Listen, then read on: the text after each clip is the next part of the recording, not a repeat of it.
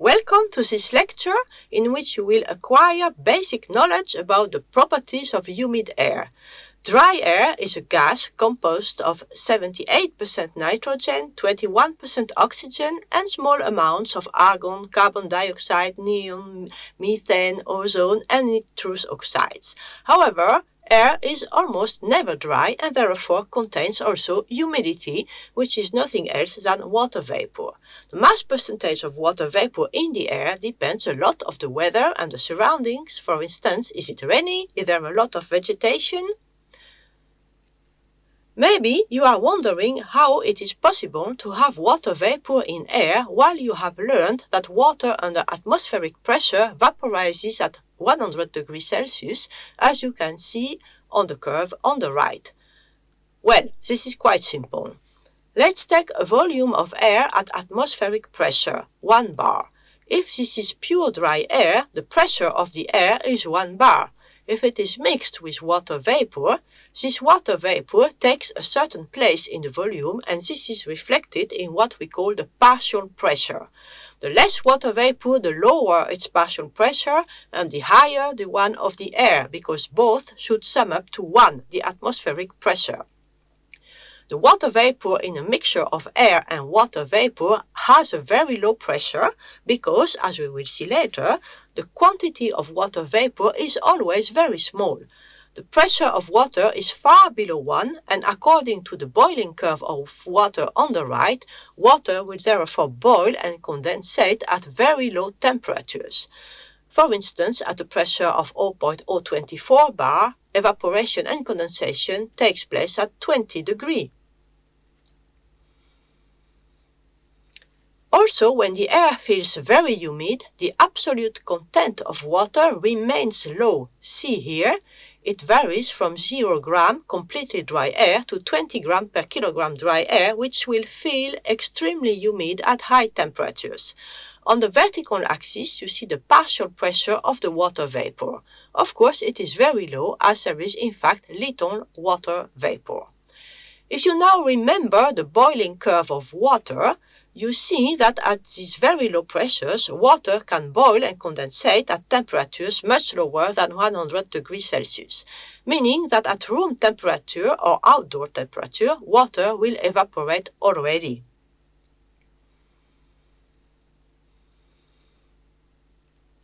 However, there is a maximum quantity of water vapor that can be absorbed by air, and this maximum depends on temperature and pressure. At atmospheric pressure, it therefore depends only on the temperature. In the graphic, you can see on the horizontal axis the maximum water vapor content in gram water per kilogram dry air, and on the vertical axis the air temperature, the dry bulb temperature. The term dry bulb temperature refers to the fact that the temperature is measured while all water is in vapor form. There is no condensation on the thermometer. Let's look at the diagram. 1 kilogram of air at 0 degree can contain a maximum of 3.8 gram water. The air is said to be saturated at this water content, meaning that droplets of water start to appear and no more vapor can be absorbed. At 20 degrees, 1 kilogram of air can absorb a maximum of 15 gram water, and at 40 degrees, it is 49.1 gram per kilogram. The humidity expressed in gram per kilogram dry air is said to be the absolute humidity. In other words, each temperature corresponds to a specific maximum content of water in the air. If the content is below this maximum, water will be in vapor form. If the content is equal to this maximum, no more water can be absorbed and the water vapor starts condensing. Let's take again the example of a water content of 15 gram per kilogram dry air. The corresponding boiling temperature is 20 degrees. If the temperature is higher than 20, the water is in vapor form. If it is below, water condensates. Conversely, air at 20 degrees can never hold more water vapor than 15 grams per kilogram. With 15 grams, the air is totally saturated, cannot accommodate any more water vapor, and is said to be 100% humid. Any more water being brought into the air will remain liquid. That's what we observe when there is fog, see picture left above, or when indoor air is cooled down by flowing along a cold window, see picture below. The temperature becomes lower than the boiling temperature corresponding to the water contents. The blue curve on the diagram is called the saturation line. Observe carefully this curve and note that the higher the air temperature, the more water vapor it can contain. At low temperature, it can contain almost no water vapor. Also note that even at high temperatures, the maximum quantity of water vapor remains very low in mass. The maximum on the x-axis is 87 gram water per kilogram air, corresponding to a temperature of 50 degrees. It is saturated and therefore 100% humid, but still the water content is only 0.087 kilogram water, which is a mass percentage of only 8.7%. At 20 degrees, this mass percentage is only 1.5%. Now that you know what is this 100% humidity, let's go a bit further. The water vapor content on the x-axis is also called absolute humidity or humidity ratio in the US. The term ratio may be a bit confusing, so in this course we will just use the term absolute humidity. This absolute humidity does not tell anything about the feeling of humidity. The perception of humidity relates to how far the actual conditions are from the saturation line. An absolute humidity of 15 grams per kilogram dry air will be experienced as extremely humid at 20 degrees Celsius because it is on the saturation line.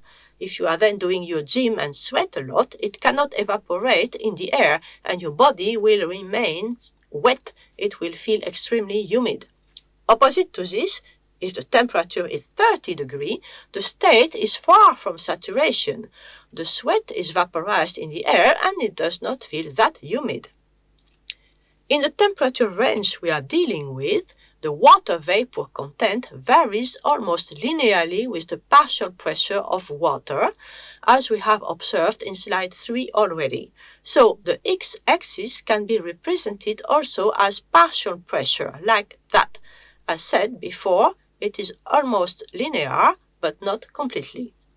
The exact definition of relative humidity is that it is 100 times the partial water vapor pressure divided by the saturated pressure at that temperature. In this picture, the partial vapor pressure in point A is 2.3. The partial vapor pressure on the saturation line at 30 degrees is 4.2. The relative humidity of the air in point A is therefore 100 times 2.3 divided by 4.2, which is 54.8%, 55% when rounded. Note that using the mass ratio instead of the pressure ratio is wrong, as it has no physical basis. The pressure ratio is equal to the mole fraction, not to the mass fraction. However, working with the mass ratios will give a very reasonable approximation in the temperature range considered. For point A, using the mass ratio would lead to 15 divided by 27.5, which is 54.5, also 55% when rounded. Let's go further with this example. When do we feel a humidity of 50%? That is when, for a certain temperature, the humidity is just in the middle between dry air, which is 0% humidity, and the 100% line, looking at the partial pressure scale. So, at minus 10, it will be here, at 0, here, 10 degrees, here, and so on, by which we now have drawn the line of 50% relative humidity. We can draw such a line for each wanted relative humidity. I drew it here for 80 and 20%.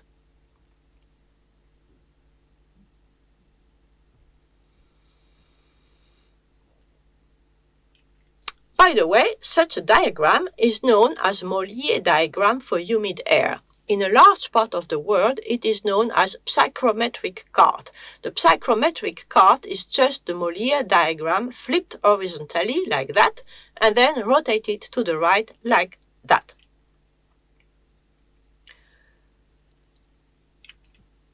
To summarize this lecture, we have seen that there is a maximum to the quantity of water vapor that can be contained in air. This maximum depends on the temperature of air, and there is a linear relationship between the partial pressure of water and the maximum absolute humidity. On the saturation line, the relative humidity is 100%, and the relative humidity describes how far a certain state is from this saturation line. Finally, these properties can be summarized in a Mollier diagram or a psychrometric card.